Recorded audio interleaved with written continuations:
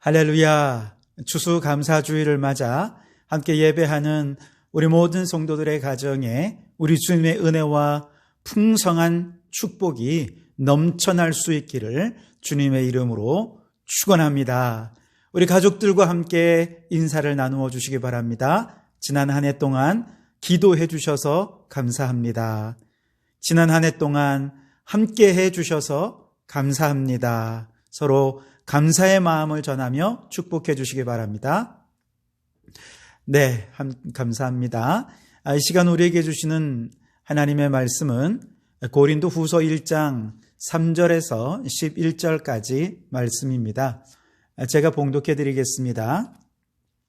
찬송하리로다. 그는 우리 주 예수 그리스도의 하나님이시요 자비의 아버지시요 모든 위로의 하나님이시며 우리의 모든 환난 중에서 우리를 위로하사 우리로 하여금 하나님께 받는 위로로서 모든 환난 중에 있는 자들을 능히 위로하게 하시는 이시로다. 그리스도의 고난이 우리에게 넘친 것 같이 우리가 받는 위로도 그리스도로 말미암아 넘치는도다. 우리가 환난 당하는 것도 너희가 위로와 구원을 받게 하려는 것이요 우리가 위로를 받는 것도 너희가 위로를 받게 하려는 것이니 이 위로가 너희 속에 역사하여 우리가 받는 것 같은 고난을 너희도 견디게 하느니라. 너희를 위한 우리의 소망의 견고함은 너희가 고난에 참여하는 자가 된 것 같이 위로에도 그러할 줄을 알미라. 형제들아, 우리가 아시아에서 당한 환난을 너희가 모르기를 원하지 아니하노니 힘에 겹도록 심한 고난을 당하여 살 소망까지 끊어지고 우리는 우리 자신이 사형 선고를 받은 줄 알았으니 이는 우리로 자기를 의지하지 말고 오직 죽은 자를 다시 살리시는 하나님만 의지하게 하심이라. 그가 이같이 큰 사망에서 우리를 건지셨고 또 건지실 것이며 이후에도 건지시기를 그에게 바라노라. 너희도 우리를 위하여 간구함으로 도우라. 이는 우리가 많은 사람의 기도로 얻은 은사로 말미암아 많은 사람이 우리를 위하여 감사하게 하려 함이라. 아멘. 오늘은 고난 속 감사의 세 가지 차원이라고 하는 제목으로 함께 말씀을 나누겠습니다. 1620년 9월 영국에서 신앙의 박해를 피해 102명의 영국 청교도들이 메이플라워호를 타고 영국 남서쪽 플리머스 항구를 떠나게 됩니다. 그러나 그렇게 출항한 그들의 항해는 결코 순탄하지만은 않았지요. 대서양 바다를 가로질러 항해해야 했기 때문에 높은 파도와 싸워야만 했고 불규칙한 비바람의 날씨, 좁은 함선에서의 갑갑한 생활, 게다가 빈약한 식량으로 인해서 모진 고난의 여정을 견뎌야만 했습니다. 그렇게 약 2개월간의 악전고투 항해 끝에 드디어 1620년 11월 9일 신대륙 매사추세츠주 케이프 카드만에 감격적으로 도착하게 됩니다. 험난한 항해의 여정으로 지칠 대로 지친 영국 청교도들에게 기다리고 있었던 것은 바닥난 식량과 극심한 굶주림, 11월에 시작된 매서운 겨울의 추위, 그리고 아메리카 신대륙에 이미 살고 있던 인디언들의 습격에 대한 공포였습니다. 혹독한 겨울 동안 굶주려야 했고 인디언의 습격을 받아야만 했고 괴열병, 폐렴 등 질병에 걸리면서 이듬해 봄이 오기 전까지 하루에 2-3명씩 거의 절반이 죽어나가는 비극의 겨울을 오롯이 믿음으로 견뎌야만 했습니다.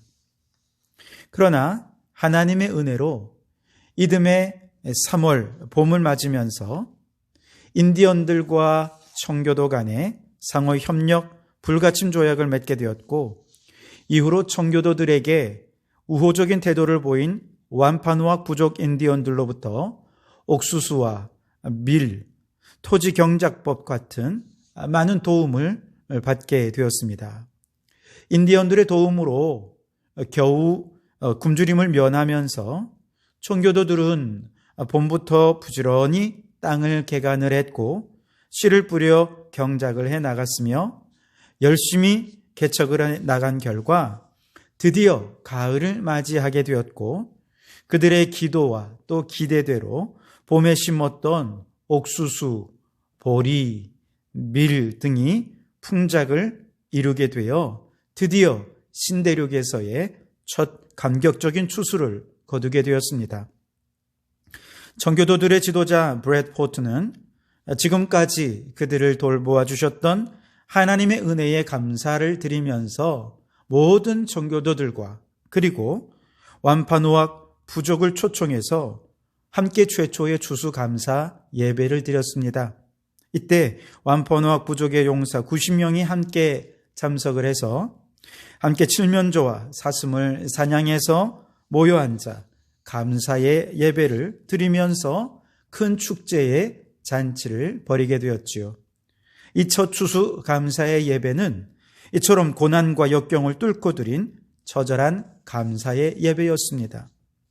2020년 우리는 그 어느 때보다 상상하기 어려운 시간을 보내왔습니다. 올해 1월 코로나 바이러스 첫 확진자가 나온 이래로 우리나라는 현재까지 확진자 27,942명, 사망자 488명, 전 세계적으로는 218개 나라에서 확진자 5,300만 명에 사망자 130만 명에 달하는 아주 극심한 위기를 맞고 있습니다. 그 와중에 우리나라는 지난 여름 전국에 쏟아진 폭우로 50여 명이 숨지거나 실종되었고 제방이 무너지면서 마을 전체가 물에 잠기고 하루아침에 갈 곳을 잃은 사람들은 널브러진 가재 도구들을 보며 망연자실하는 모습을 지켜보아야 했습니다. 코로나 사태가 길어지면서 벼랑 끝으로 몰린 자영업자들은 하나둘 폐업을 결심해야 했고 전 국민에게는 재난지원금이 제공되었으며 교회에서는 더 이상 예배를 드릴 수 없게 되는 초유의 사태가 발생하게 됩니다. 학생들은 학교를 가지 못하며 직장은 폐쇄되거나 직장인들은 무급휴직에 들어가거나 직장에서 하루아침에 쫓겨나 실직 상태가 되기도 했습니다. 그 사이 부모가 일을 나간 사이 라면을 끓여 먹던 아이들이 화재로 인해 생명을 잃는 안타까운 사건으로 온 국민들이 가슴으로 울어야 하는 사건도 생겨났죠. 사람들의 일상의 삶은 무너져 내리면서 코로나 블루라고 불리는 고독과 우울증으로 인해 많은 사람들이 고통을 호소하고 있는 지금 우리는 이러한 고난의 한복판에서 추수감사의 예배를 드리고 있습니다. 마치 신대륙에 도착한 청교도들이 배고픔과 추위, 사랑하는 가족을 잃은 극심한 슬픔 속에서도 하나님을 원망하지 않고 인생의 가장 고통스러운 그곳에서 하나님을 찬양하며 예배함으로 결국 추수감사의 감격적인 예배를 드릴 수 있게 되었던 것처럼 우리도 언제까지 계속될지 모르는 이 위기 상황 속에서 우리가 할 수 있는 최선은 지금 이곳에 하나님께서 우리와 함께 하신다는 믿음으로 하나님을 찬송하는 것입니다. 욥이 그랬듯이 주시니도 여호와시오 취하시니도 여호와시오니 여호와의 이름이 찬송을 받으실 것입니다. 고백하며 하나님께 예배하는 것이지요. 내가 가는 길을 그가 아시나니 그가 나를 단련하신 후에는 내가 순금같이 되어 나아오리라. 믿음으로 기대하며 찬송했던 욥처럼 우리도 이 코로나의 위기 한복판에서 감사와 찬송으로 하나님을 경배한다면 모든 위기 속에서 우리는 더 큰 은혜를 경험하고 위기를 넉넉히 이기게 하시는 하나님의 축복도 경험하게 되어질 줄 믿습니다. 자, 오늘 본문의 말씀은 고린도 교회에 찾아온 심각한 위기를 겪으면서 사도 바울이 깨달은 감사의 세 가지 차원에 대해 우리에게 말씀을 전해주고 있습니다. 오늘 본문을 통해서 우리는 고난 중에 우리가 감사해야 할 세 가지 차원이 무엇인지 생각해 보면서 이 세 가지 차원에서 우리가 감사하면서 이 고난을 잘 이겨낼 힘을 얻게 되고 또 우리의 감사가 풍성해지는 이 시간이 될 수 있길 바랍니다. 우선 첫 번째는 하나님이 내게 행하신 일들로 인하여 감사해야 하겠습니다. 이것이 감사의 첫 번째 차원입니다. 3절 말씀을 보시면 찬송하리로다. 그는 우리 주 예수 그리스도의 하나님이시요 자비의 아버지시요 모든 위로의 하나님이시며 라고 말씀하십니다. 하나님은 위로의 하나님이십니다. 고난 중에 우리의 마음이 하나님의 위로에 가 닿을 수만 있다면 우리는 어떤 고난의 한복판에서라도 하나님께 감사할 수 있게 될 것입니다. 계속해서 다니엘 기도 외에 수많은 간증을 들으면서 공통적으로 깨닫는 것은 그것은 가장 깊은 고난 속에서 모든 사람들이 공통적으로 두 가지를 발견하게 되는데 첫째는 자신의 사랑 없음, 완악함, 메마름이요.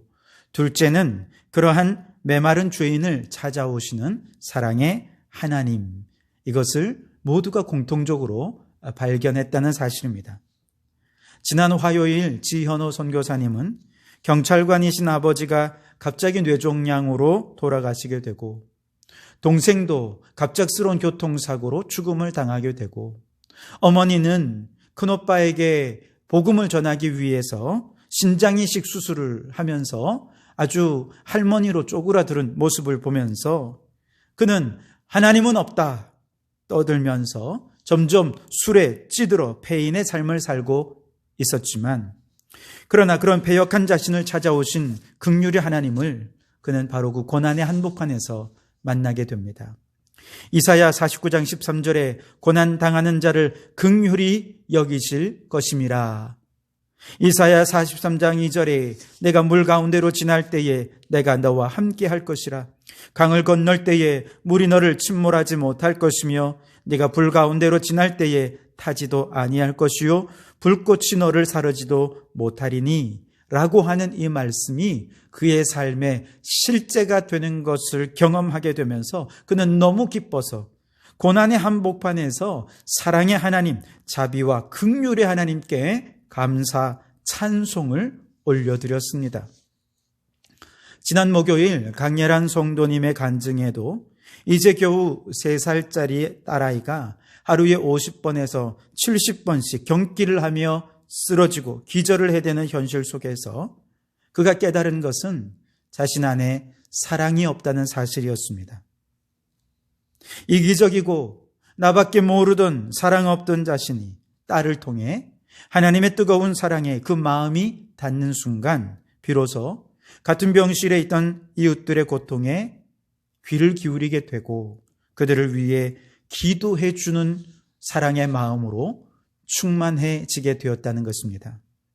다시 말해 하나님은 우리가 고난 속에 있을 때 고난을 없애주시는 분이 아니라 고난을 통해 먼저 우리의 완악한 마음을 깨닫게 되고 그 완악한 마음이 우리 하나님의 뜨거운 사랑에 가 닿을 수 있도록 이끌어 주시는 분이라는 겁니다. 에릭 번이라고 하는 학자는 모든 사람은 사랑의 접촉에 욕망을 가지고 있다 그렇게 이야기합니다. 그 사랑의 접촉의 욕망이 얼마나 충족되느냐 하는 것에 따라 여러 가지 심리적인 입장이 형성이 되는데 만일 이런 사랑의 접촉의 욕구가 원만하게 어려서부터 잘 충족이 되는 사람이라면 I'm okay, you're okay 라고 하는 입장이 형성이 되면서 나 자신에 대한 자신감과 더불어서 타인에 대한 존중감을 가지게 되고 위기의 순간에도 긍정적이고 적극적인 마음으로 그 삶을 극복해 나갈 수 있게 된다는 겁니다. 하지만 사랑의 접촉의 요구가 어렸을 때부터 제대로 충족되지 못한 사람은 자신감을 상실하게 되고 타인을 존중하는 마음을 상실하게 되면서 한과 분노가 축적되고 실패자의 인생을 살 수밖에 없게 된다는 거예요. 무엇보다 그 모든 순간에 그 사람이 하나님의 사랑에 접촉할 수 있게 된다면 그는 비로소 나를 진정으로 가치 있는 존재로 여기고 삶의 목적과 의미를 깨닫고 건강한 삶을 사랑으로 풍성히 채워가는 삶을 살 수 있게 된다. 그렇게 이야기합니다.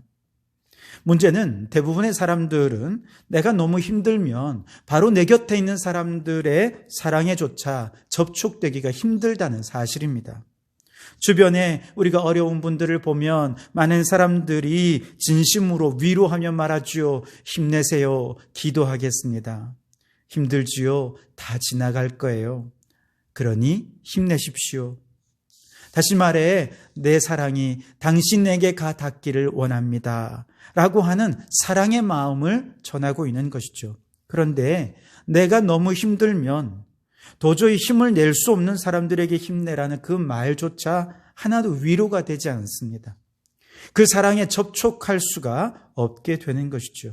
이렇게 그 누구의 말도 내 귀에 들려오지 않는 그런 고통 속에 있는 사람들에게 비로소 하나님이 찾아오시는 거예요. 그리고 고난을 통해서 내가 얼마나 이기적이고 나밖에 모르고 교만하고 완악한 존재인지, 내 영혼의 밑바닥이 마치 사막처럼 그 바닥이 쭉쭉 갈라져서 한숨과 분노와 교만의 열기를 뿜어내고 있는지 자신의 영혼 가장 깊은 밑바닥을 보게 하시는 것입니다. 그런데 이것이 은혜의 시작이라는 것이죠. 비로소 가장 낮아진 그에게 하나님의 사랑의 빗방울이 한 방울 툭 하고 그 영혼에 떨어질 때 메마른 영혼은 어느새 물된 동산이 되고 하나님의 사랑으로 촉촉히 적셔지게 되는 것이죠. 아하, 그렇구나. 바로 우리 하나님의 이 사랑을 깨닫게 하시려고 하나님이 내게 이 고난을 주셨구나. 이것을 깨닫는 순간 그 입술에서 감사가 터져나오게 되는 것입니다.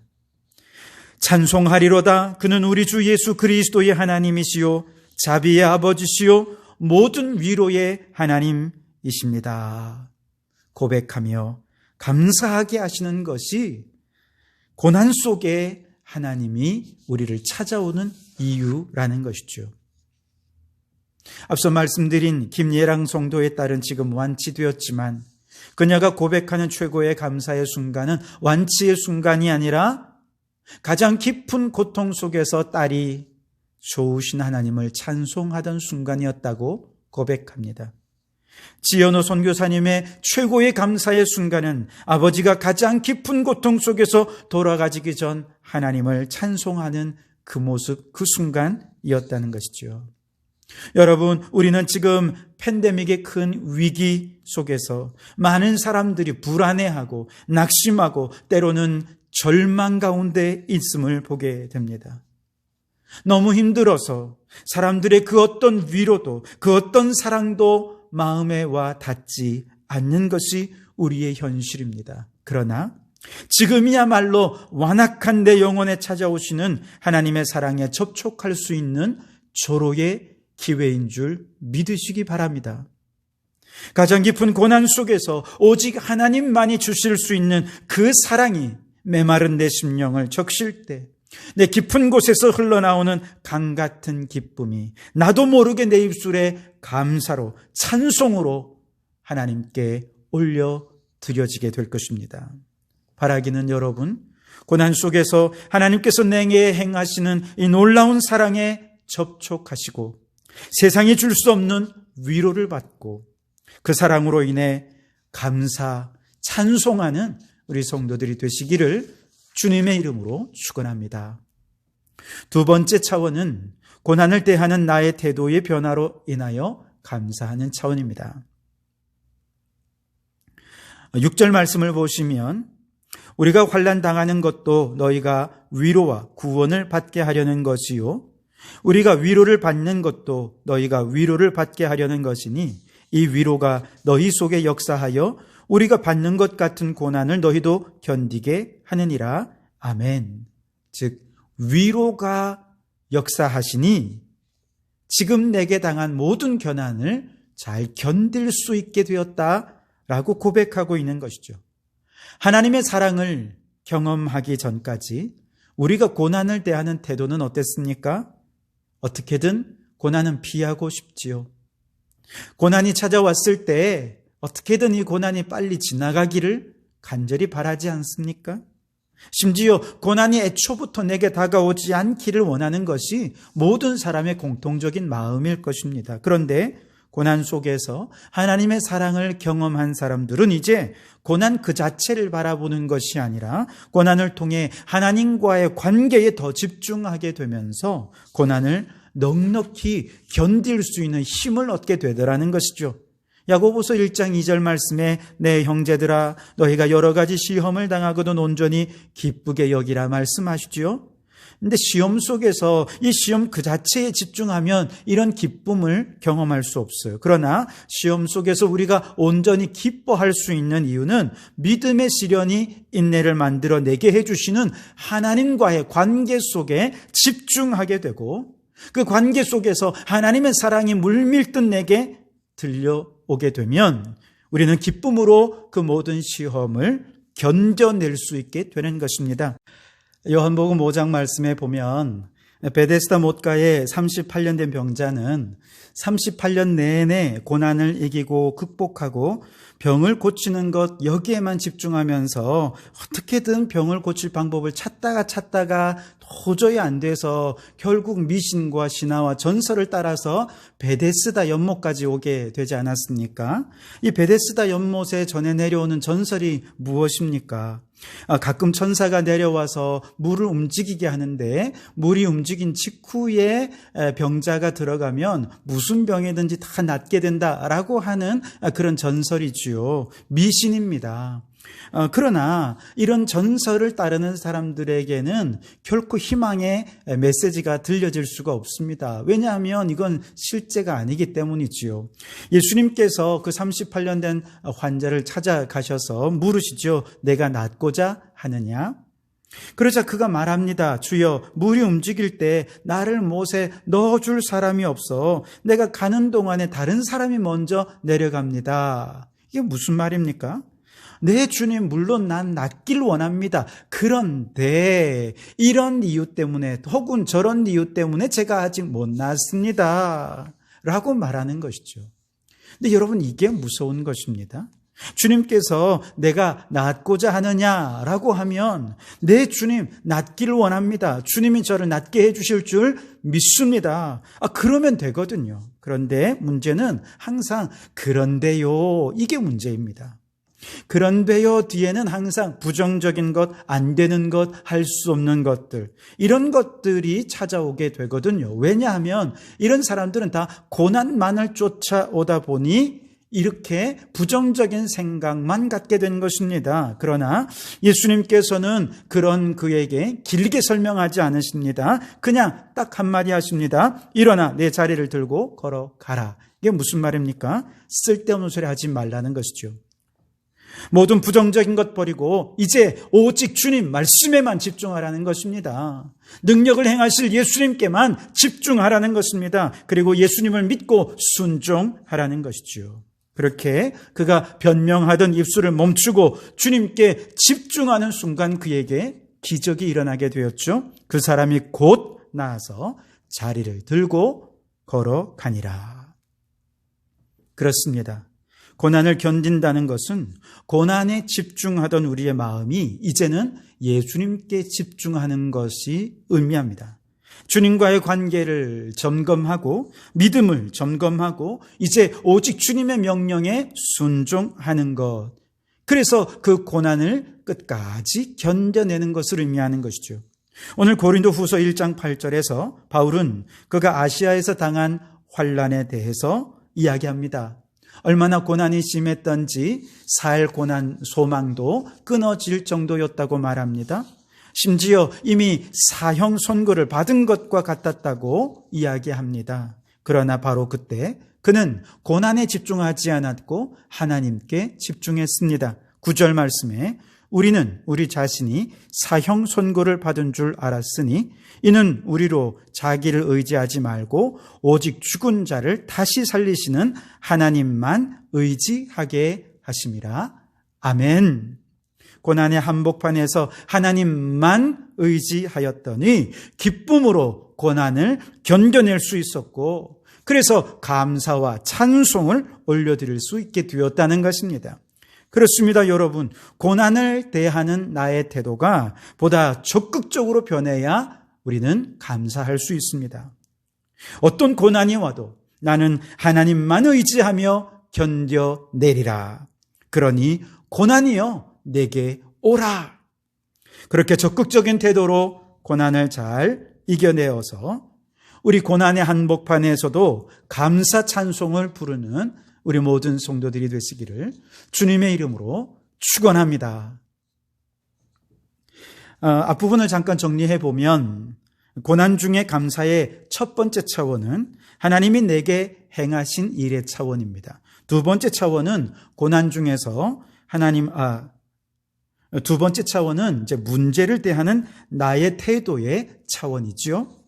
그래서 더 이상 고난에 집중하지 않고 하나님께 집중하면서 고난을 믿음으로 잘 견뎌낼 때 감사하게 됩니다. 자, 이제 마지막 세 번째 차원은 이제 우리가 하나님께 대한 태도가 바뀌는데 이 고난을 하나님을 위한 사명으로 전환해서 이제 나는 없고 주님을 위해 살아감으로써 감사할 수 있게 됩니다.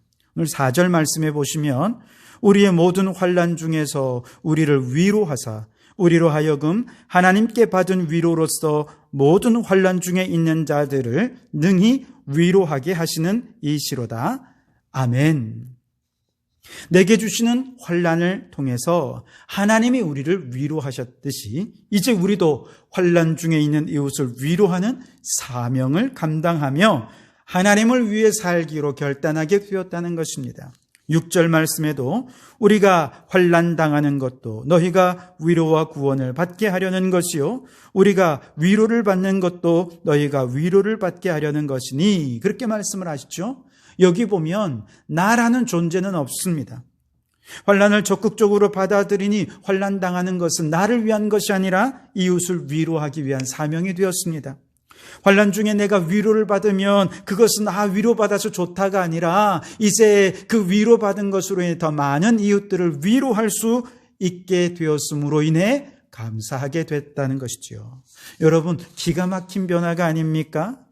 하나님이 내게 고난 중에 사랑을 베풀어 주시는 하나님이 행하신 일들을 깨닫고 나니 고난 속에 고난을 대하는 태도가 더 적극적이 되고 그리고 더 나아가서 이제 그의 삶은 내가 주인이 되는 것이 아니라 하나님이 주인이 되십니다. 나는 없어요. 그래서 이제 고난도 사명으로 여겨서 이제 내가 하나님에 대한 태도가 달라지는 거예요.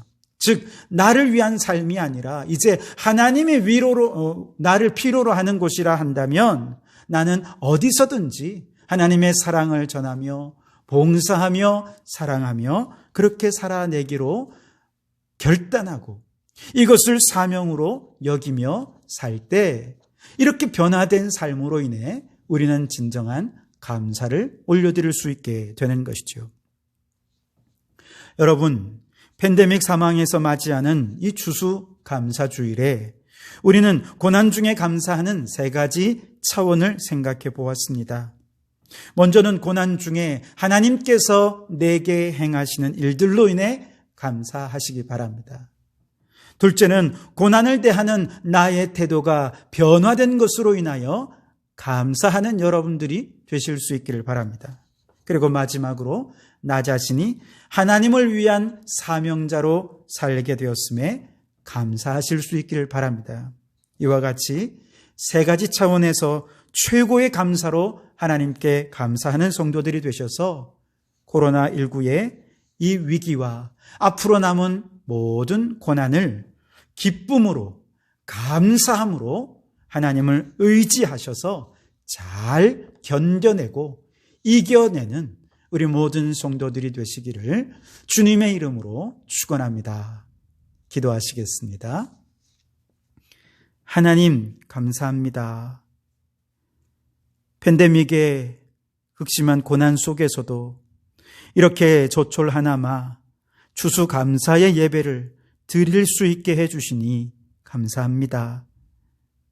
감사의 조건과 환경이 없어도 고난 가운데에서도 하나님께서 나를 찾아와 그 사랑을 나누어 주신 것에 감사를 드립니다.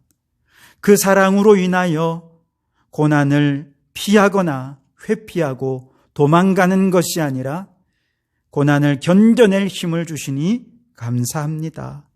이 고난 가운데서 모든 위로와 내가 받은 사랑과 이 모든 고난의 어려움들 속에서 겪은 모든 것들이 이웃들을 섬기며 이웃들을 사랑하며 이웃에게 그 사랑을 흘려보내는 사명이 되게 하심으로 인하여 감사하는 저희들 되게 해 주옵소서. 그리하여 남은 우리의 인생, 이 남은 팬데믹의 상황 속에 믿음으로 잘 이겨내게 도와주시고 감사가 넘쳐나게 도와주시며 앞으로 다가오는 우리 인생의 그 어떤 고난도 믿음으로 잘 이겨내어 하나님께 감사 찬송하는 저희들이 될 수 있도록 인도하여 주시옵소서. 예수님 이름으로 기도하옵나이다. 아멘.